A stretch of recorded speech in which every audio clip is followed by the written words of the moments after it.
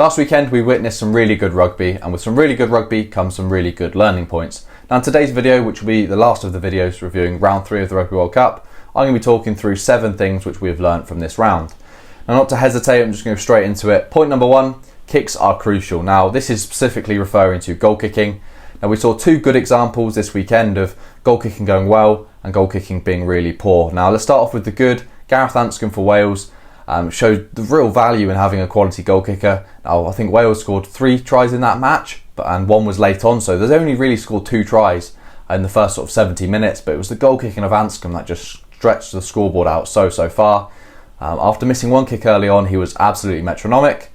And then with South Africa, obviously 2 of the kicks in which they had were very difficult, but 2 of them you'd definitely expect world defending champions to be executing. So they was one of the main contributing factors. Obviously, not to take anything away from Ireland, who were just phenomenal. South Africa will definitely be kicking themselves about their goal kicking accuracy, and they're slightly dependent on Handré Pollard coming back in to shore things up. And that'll be very crucial going into the knockout stages. I'd say barring South Africa, all of the top 5-6 teams in the world have real quality goal kickers, so that's definitely something that they're going to want to fix up. Now, moving on to point number 2, 7-1 is done, ? Now, this is obviously referring to the 7-1 split that South Africa employed off of the bench. Now, ultimately, the main factor which determines whether it was successful or not is the result of the match. And it ultimately didn't go South Africa's way. Now, I think they got 1 scrum penalty from the bomb squad coming on, but apart from that, I can't really say the forwards that came on made an astronomical difference over what a 5-3 split would be.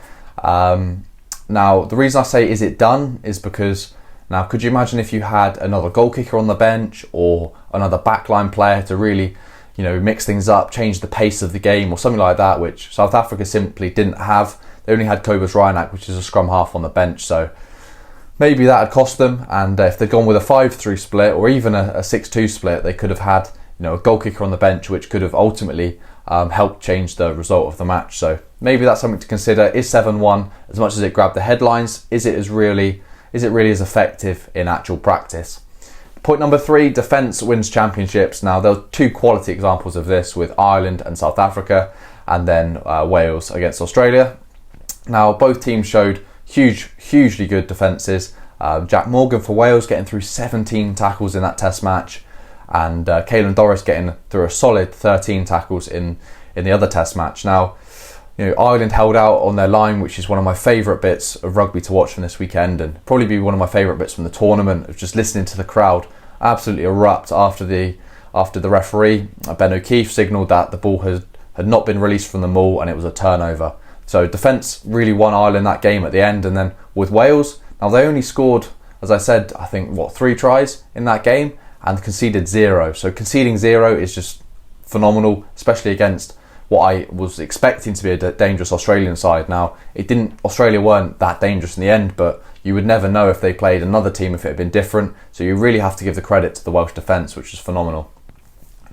On that game, point number 4, Wallabies Woes. Now, it's never nice to sort of rub salt in the wound with a team that's clearly hurting. Now, it's sad to see the Wallabies go out so early, as a strong World Rugby needs a strong Australia team in it, and it clearly wasn't that. It wasn't really the fact they lost, which is obviously devastating in itself, but it's the way they lost. Now, as I said, not to rub salt in the wounds, but that was one of the worst Australian performances I think I've ever witnessed, in my whole time watching rugby, which I understand isn't an awfully long time watching rugby, but yeah, it wasn't a day to remember for Australia. And I feel for them, I really do. I know what it's like to be knocked out of your home World Cup. So look, I know this isn't their home World Cup, but being knocked out of a World Cup as sort of a top 6 team in the world, probably going into this, maybe top 8. I understand that that's very painful. Point number 5, Pacific problems. Now, look, I mean this in sort of 2 ways. Now, the first way I mean this is the fact that the Pacific teams really haven't quite lived up to what I thought they could have done. Now, I never expected them to, go on and necessarily qualify from their pools, but it's the manner in which they've lost. I thought Tonga could have really stayed in the fight a little bit better against Scotland, and then against Ireland, they really got blown away. Now, I know they're playing 2 quality sides, but I really do look at some of the quality in that Tongan team and think, this could be a real solid outfit. You sort of compare them with another emerging island nation like Fiji, and you think, wow, what do Fiji have massively that the Tongans don't? Now, probably a little bit more resource is one of the answers, and the ability to play at a high level of rugby more consistently. But put that aside, which is obviously some big factors, yeah, I did expect a little bit more from the Pacific teams. Now, the other side in which you can look at this is the problems the Pacific teams are causing teams. Now, this doesn't necessarily relate to sort of scores and results, but more to the physical injuries that they can inflict. Now, look, some have been legal, some have been illegal, but coming up against a Pacific team, you've really got to anticipate the physicality. Now, I've never seen Duhan van der Merwe get completely splattered on the floor before, and we saw that against Tonga. They got some absolute powerhouses in that team. So, look, for example, England, just to use them as an example, who are playing Samoa, I think, as their last group game, they've got to be really careful, because you can't go into that game half-hearted, and especially with your playmakers like your Fords, Farrells, Marcus Smiths, and even Alex Mitchell you could throw in there. You don't want them getting clean shots against a Tongan or a Samoan. So you've got to be really careful that you protect your best players. I don't mean necessarily drop your players, but just be careful in which sort of what positions you give them the ball. Don't overplay, use your kicking game, etc, etc.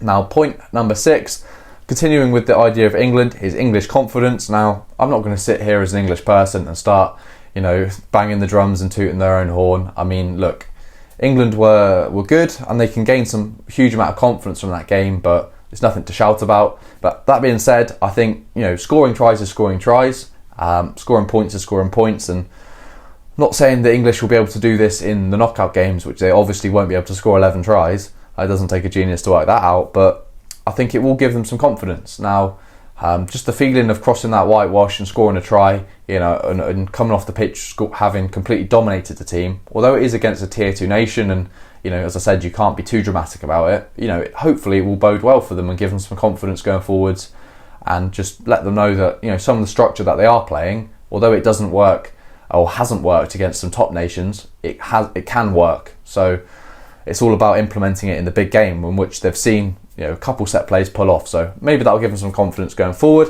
And then the last point is Scottish resilience. Now, I do really feel for Scotland. They've been placed in a Rugby World Cup pool with the reigning champions and a number 1 seed Irish side, which is just the pool of death for a reason.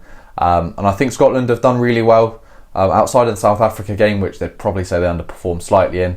Obviously South Africa were superb, so you can't take an awful lot away from them, but the Scots would have liked to give a better account of themselves. But that aside, I thought against Tonga, they showed some really good attacking rugby. I'm really liking the look of Blair Kinghorn at 15, and I think they're one of the best attacking sides in the world. Now, I don't say that lightly. I mean, look, when I say best attacking sides in the world, they're not in general, but when it comes to sort of the backline plays, I'd definitely say they're up there. They do struggle sometimes physically a little bit against the big sides like South Africa to get the quick ball, but when they do have the quick ball, they are very, very dangerous. So look, the odds are stacked against Scotland for qualifying from their pool, but they will give it a good go. So look, there's one thing as sort of a sports person or these big international teams is when the pressure is off, like it is for Scotland really, they're not expected to qualify. Maybe that can bring something out of them, and potentially might bode well for them, causing the upset against Ireland. Now, I don't see them causing an upset against Ireland.